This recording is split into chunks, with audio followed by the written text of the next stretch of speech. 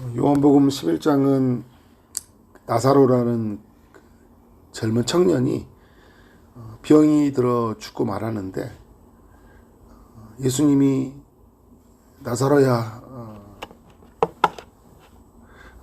나오라 이렇게 부르시니까 다시 살아나는 그런 기적 같은 이야기를 우리 모두에게 보여주고 있습니다. 이 11장이 이제 많은 교훈이 있는 것 같아요. 1절부터 이렇게 쭉 들어가 보면 한 절 한 절이 우리에게 의미하는 게 너무 크다. 우리에게 여러분 뭐 나사로처럼 죽는 사람들도 있지만 이 나사로에 있는 가정 마리아와 마르다처럼 그 힘든 일들이 우리 삶 가운데 늘 일어나거든요. 그때 우리가 어떤 모습으로 하나님 앞에 나아가야 되는지 오늘 11장이 우리에게 많은 교훈을 준다라는 생각이 들어요. 힘든 순간이 찾아올 때 이 마리아와 마르다 이제 나사로가 병이 들었잖아요. 나사로가 어떤 학자는 막내다. 그리고 이제 나사로가 둘째다. 남자죠. 두 명 마리아와 마르다는 여자인데 이렇게 이야기하는데 어찌됐든 나사로가 병이 들었는데 오늘 11장 전체를 보면 매우 그 중한 병에 걸린 것 같아요. 사경을 헤맬 정도로 매우 힘든 상황이었다. 근데 오늘 우리 삶도 보면 힘든 상황들이 있잖아요. 우리 힘으로 어떻게 할 수 없는 그 순간에 우리는 뭘 해야 되냐. 이들이 뭐 합니까? 3절에 보니까 누이들이 예수께 사람을 보내어 이르되 예수님을 지금 부르고 있는 거예요. 지금 마리아와 마르다는 그 나사로 곁에서 계속 지금 중한 상태니까 옆에서 병간호를 하고 있든지 그런 상황들이 있잖아요. 사람을 보내어서 주여 보시옵소서 사랑하는 자가 병이 들었나이다 이렇게 이야기를 하고 있어요. 아픈 것을 주님에게 아뢰잖아요. 주님을 부르고 우리가 환난 날에 우리가 주님을 찾으라고 이야기하잖아요. 어렵고 힘든 순간이 있을 때 우리가 주님을 부르고 우리의 그 힘든 모든 상황들을 주님께 아뢰는 것은 너무나 중요한 것 같아요. 아프면 병원부터 찾는 게 아니라 아프면 눈을 들여서 하나님을 바라보고 때로는 무릎을 꿇고 때로는 완전히 엎드려져서 하나님이 아니면 이 문제는 해결할 수 없습니다 라는 그런 절박함이 우리 모두에게 필요하다라는 생각이 들어요. 근데 여러분 4절의 말씀을 보니까 예수께서 들으셨다 이야기하잖아요. 주님은 어떤 분이에요? 들으신 분이에요. 들으시고 말씀하시잖아요. 이르시되 이 병은 죽을 병이 아니라 하나님의 영광을 위함이요 하나님의 아들이 이로 말미암아 영광을 받게 하려 함이라 하시더라 이렇게 말씀을 하고 있어요. 주님이 들어주시고 주님이 말씀해 주시는데 우리가 여러분 이제 기도하며 나아갈 때 하나님 앞에 우리의 문제를 알아잖아요. 그러면 들어야 돼요. 주님 우리에게 뭘 말씀하시는지. 기도의 시간은 부르짖는 시간만 있는 게 아니라 듣는 시간도 있는 거예요. 주님이 주시는 답변은 죽을 병이 아니다 그러면 어떻게 해요? 믿어야죠. 안 죽는구나. 그리고 이거는 하나님의 영광을 위하여 허락된 병이라는 거예요. 이게 어떤 의미인지는 잘 모르잖아요. 우리가 참 이렇게 하나님의 어떤 뜻을 응답을 받으면 사실 이게 잘 몰라요. 왜 이런 일을 행하셨을까? 이후에 흐르는 맥락을 보면 죽을 병이 아니다 그러는데 죽었어요. 왜 죽으셨지? 여기에 이제 큰 의문이 생기는데 그 다음 이야기가 있었잖아요. 하나님의 영광을 위함이다. 하나님의 아들이 이로 말미암아 영광을 받게 하려 합니다 라고 이야기하잖아요. 그러니까 말씀을 끝까지 들어야 되죠. 하나님의 아들 예수께서 무언가를 드러내려고 하시는구나. 요한복음 전체의 맥락을 보면 예수님이 하나님이시구나. 죽은 자를 살리시는 하나님이시구나. 병자를 고치시는 못하실 일이 없으시는 그런 하나님이시구나 라는 것을 드러내기에 이함이거든요. 근데 우리가 듣고 싶은 것만 들어요. 우리가 믿고 싶은 것만 믿는 거예요. 죽은 자가 살아난다는 건 잘 못 믿잖아요. 할 수 있는 것만 내가 가능한 것만 내 범주에 내가 경험한 것만 내가 믿고 거기 가려고 할 때가 있어요. 다 내려놔야 돼요. 다 내려놓고 주님의 생각에 맞춰 가야 돼요. 그게 굉장히 중요해요. 5절의 말씀을 보면 본래 예수님이 마르다와 그 동생 나사로를 사랑하신다 이야기하잖아요. 예수님을 초대할 때도 3절에 보면 그 사랑하는 자가 병들었나이다 하잖아요. 이 마리아와 마르다는 예수님이 자신을 사랑하는 줄도 알아요. 그리고 5절에 보니까 예수님도 이들을 어떻게 해요? 사랑해요. 그런데 여러분, 이 사랑하는 자가 병이 들었는데 6절에 보니까 병들었다 함을 들으시고 그 계시던 곳에 이틀을 더 유하시고 이렇게 말씀이 나오잖아요. 사랑하면 달려와야죠. 여러분, 사랑하는 사람이 지금 막 죽고 사경을 헤매하면 그냥 머뭇거릴 수 있나요? 달려가요. 뭔가 모순처럼 보이잖아요. 근데 여러분, 4절 말씀을, 그래서 4절 말씀이 그래서 필요한 거예요. 뭘 하기 위해서 주님이 일하시고요? 자신의 영광을 드러내기 위해서. 그래서 이틀이 더 필요한 거예요.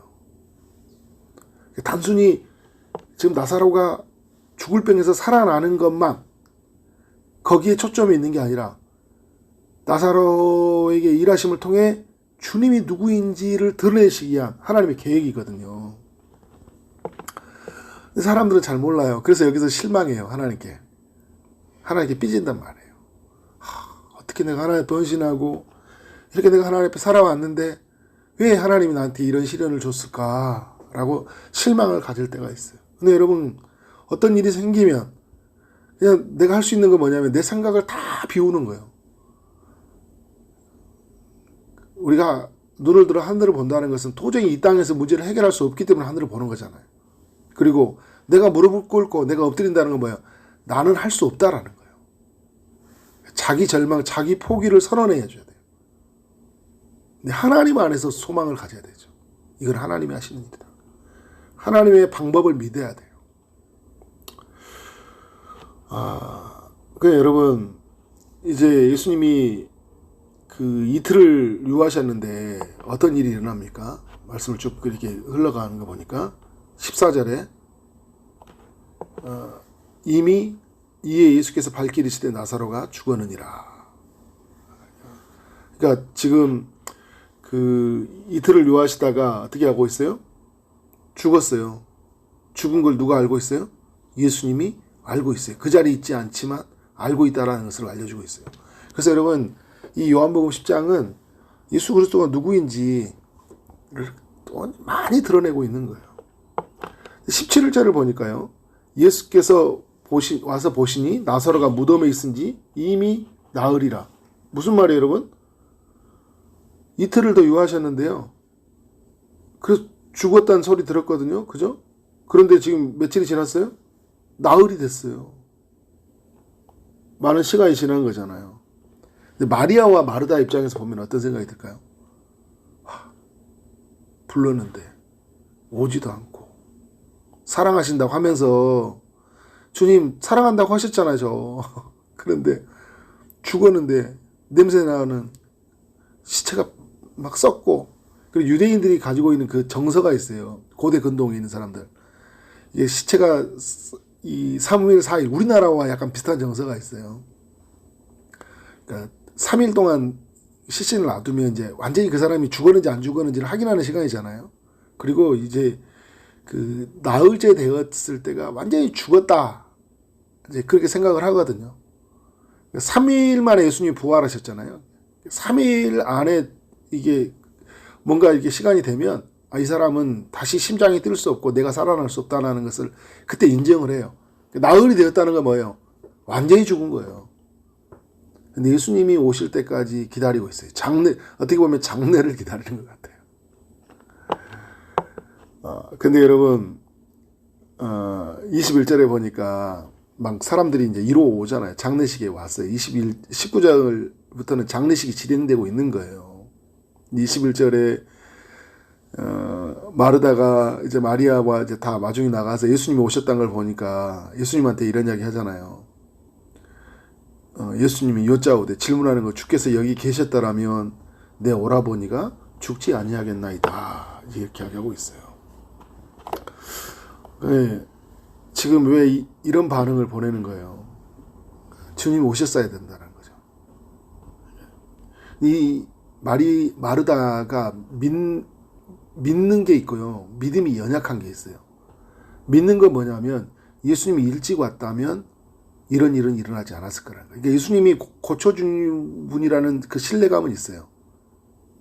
근데 예수님이 여기 오셨더라면 이라는 생각을 단서를 달고 있는 거예요. 그러니까 여기에 믿음이 너무 많이 연약하고 부족한 거예요. 여러분, 예수님은 여기 없어도 고치시는 분이시잖아요. 그죠? 요한복음 4장에서 보여줬잖아요. 왕의 신의 아들을 고쳐주셨잖아요. 그 자리에 없었지만. 또 하나 믿지 못하는 게 있어요. 무슨 말이에요? 예수님은 죽은 자를 살린다는 것을 믿지 못하는 거예요. 여기 계셨어야 됐다. 그리고 지금 죽어버렸으니까 이 사람들은 뭐예요? 죽었다라는 이제 딱 이 전제하는 생각을 하잖아요. 근데 이 예수님은 하늘과 땅을 창조하신 말씀으로 모든 것을 지으신 이 예수 그리스도께서 임하시면 말씀하시면 죽은 자가 다시 살아날 것이라는 그 믿음이 없는 거예요. 당연하죠, 여러분. 이런 믿음을 가진 사람이 누가 있었어요, 그죠? 거의 전무예요. 사도행전에 보면 9장에 이제 베드로가 죽은 자를 막 살리는 이야기도 나오고 나중에 바울이 막 그런 일들이 있는데 예수님의 때는 그 전이잖아요. 누가 이런 일을 할 수 있겠다라고 생각을 할 수 있겠어요. 그래 여러분, 우리가 그런 것 같아요. 우리가 잘 믿는 것 같지만요, 우리가 다 잘 못 믿어요. 우리 한계 안에서 그 믿음이 갇혀버려요. 우리의 경험의 범주를 잘 넘어서지 못해요. 이런 일은 일어나지 않는다라는 거예요. 교회 다녀도 어떤 부분에서는 내가 딱 바리케인을 쳐요. 제안해요. 이 부분은 안 되는 것 같아요. 그러니까 의사도 안 되고 어떤 그 탁월한 능력자가 와도 안 되는 거예요. 그러니까 하나님도 이 부분은 안 되는 것처럼 살아버리는 우리의 모습이 있어요. 그래서 지금 시대가 무서운 게 그런 거예요. 이성주의, 합리주의, 과학주의가 무서운 게 그런 거예요. 너무 그런 데이터와 이론에 우리가 묶여가지고 의사의 말 한마디를 하나님의 말보다 더 크게 비중 있게 둬버릴 때가 얼마나 많이 있는지 몰라요. 그래 여러분, 이제 주님이 이렇게 말을 해요. 23절에 예수께서 이르시되 내 오라비가 다시 살아나리라. 내 오라비가 다시 살아나리라. 주님의 말씀에 우리의 귀를 기울여야 되죠.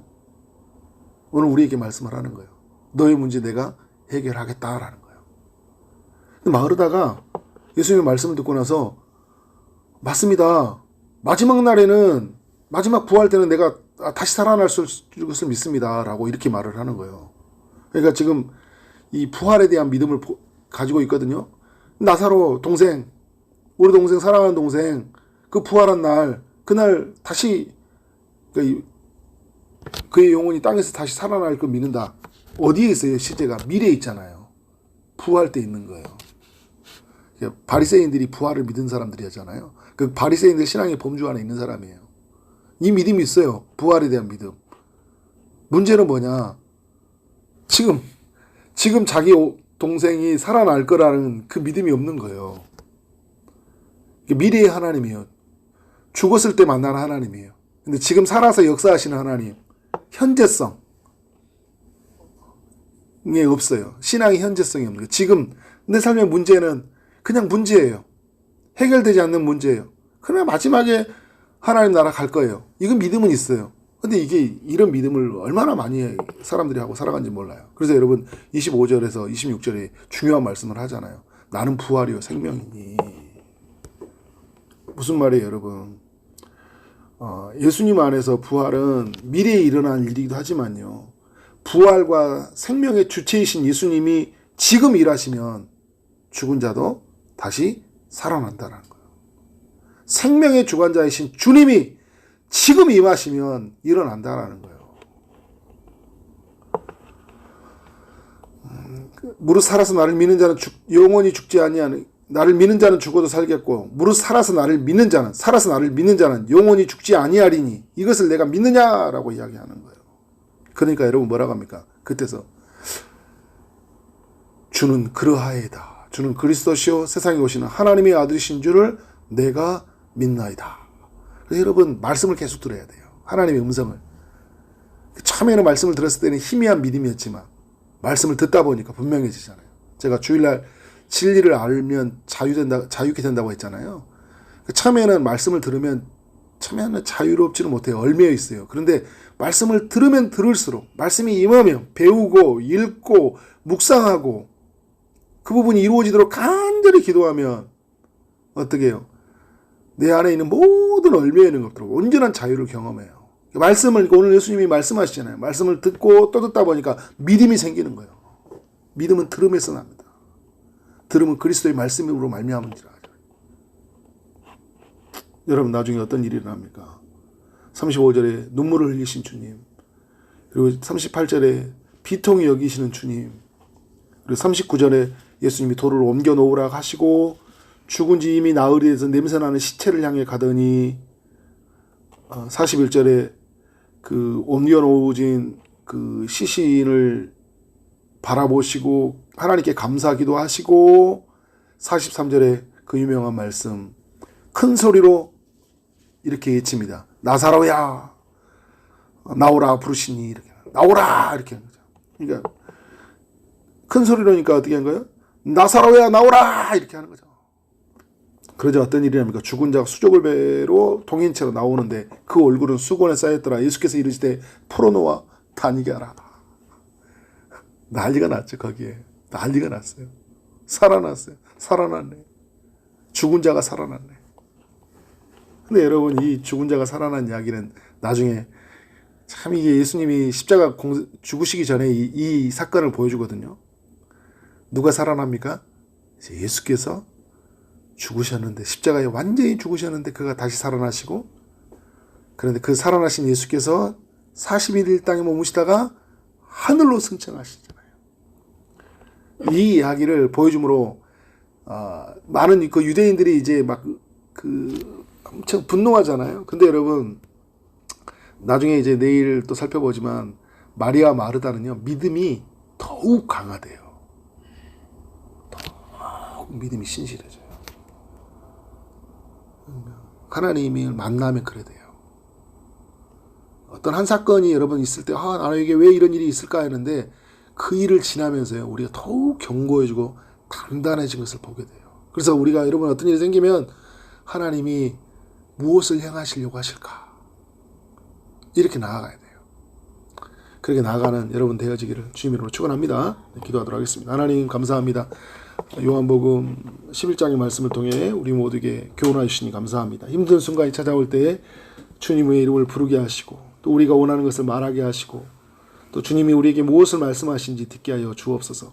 우리의 모든 생각을 내려놓게 하여 주시고 응답이 되어질 때까지 기다리게 하여 주시고 죽은 자를 살리시는 주님, 오늘도 지금도 살아계셔서 역사하시는 그 주님을 온전히 믿고 온전히 주님을 신뢰함으로 나아갈 수 있도록 인도하여 주옵소서. 죽었을 때만 만나는 하나님이 아니라 오늘 지금 여기에서 일하시는 하나님을 순간순간 경험하고 살아가는 우리 믿음의 권속들이 되게 하여 주옵소서. 우리 모든 기도의 제목이 주님이 친히 일하여 주실 줄 믿사옵고 예수 그리스도 이름으로 기도를 싸움나이다. 아멘.